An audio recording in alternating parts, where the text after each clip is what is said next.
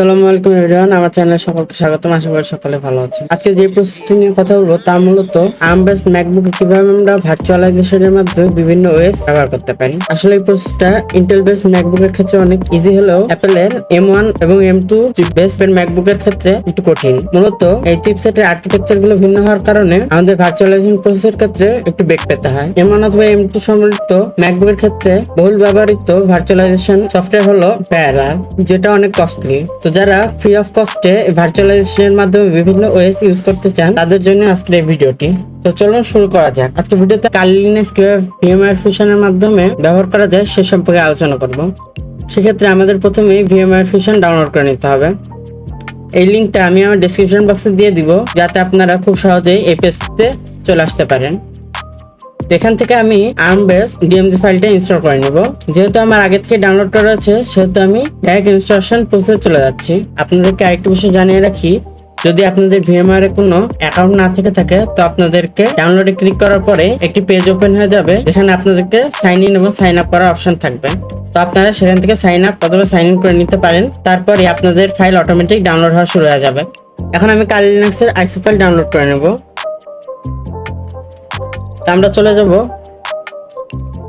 kali.org, এটা কালির official page. এখান থেকে আমরা ডাউনলোডে ক্লিক করব।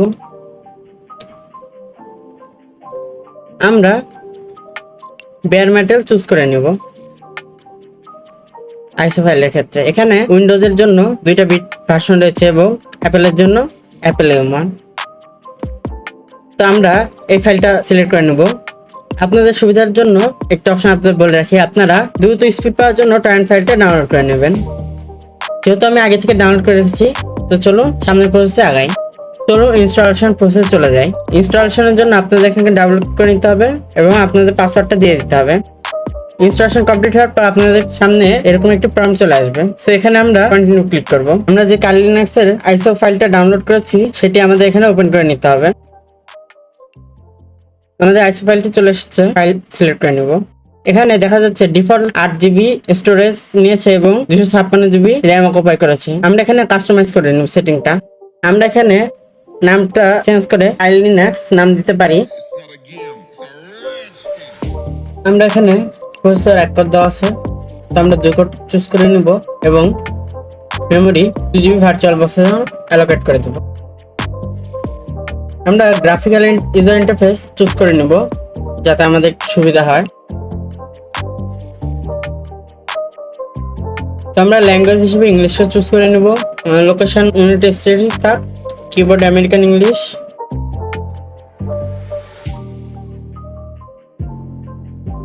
এখানে কিছু মিডিয়া ইনস্টলেশন প্রসেস চলতেছে, আমরা একটু অপেক্ষা করব।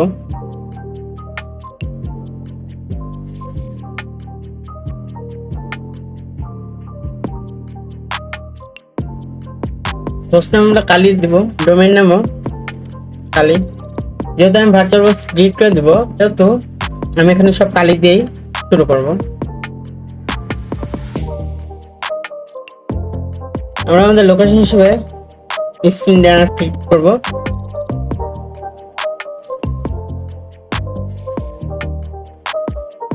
ডিফল্ট অপশনটাই আমরা চুজ করব দিস পার্টিশন হিসেবে।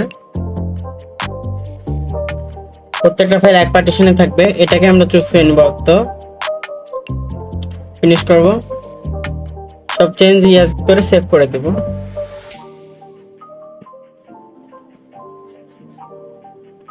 তো এখানে কিছু বেসিক সিস্টেম কনফিগারেশন কাজ চলতেছে, তো এখানে একটু সময় লাগবে।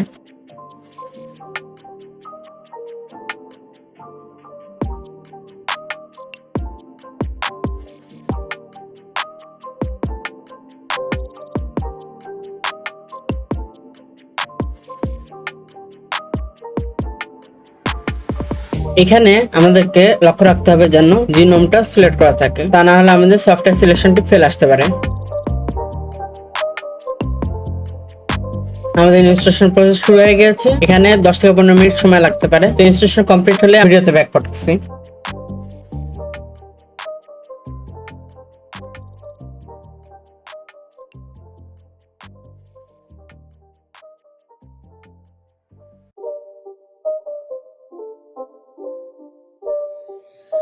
again. It's a rich thing.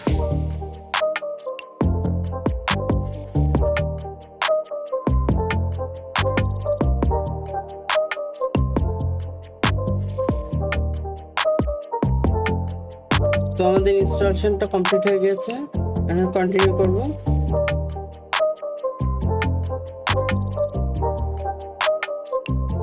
এই যে আমাদের VMware ভার্চুয়াল বক্স সেট হয়ে গেছে। আমরা আমাদের পাসওয়ার্ড দিয়ে দিব।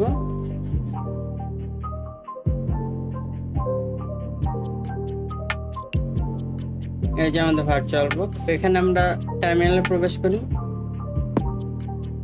ifconfig, এখানে আমরা দেখতে পাচ্ছি আমরা একটা আইপি অ্যাড্রেস পেয়েছি, তার মানে আমাদের নেটওয়ার্ক কাজ করতেছে। তো চলুন কিছু একটা পিং করি, ping.gle.com।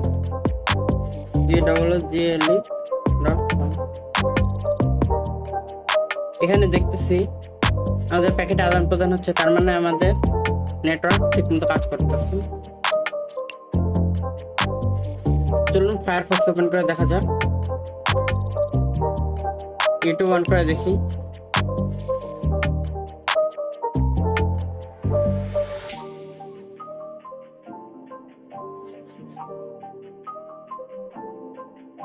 তার মানে আমরা ভার্চুয়াল বক্স সঠিকভাবে ক্রিয়েট করতে পেরেছি। আজকে এই পর্যন্ত, আসসালামু আলাইকুম। যদি ভিডিওটি আপনাদের ভালো লাগে থাকে এবং সামান্যতম উপকৃত হয়ে থাকেন, তাহলে প্লিজ ভিডিওটিকে লাইক করে দিবেন, চ্যানেলটিকে সাবস্ক্রাইব এবং বেল আইকনটি বাজিয়ে দিবেন।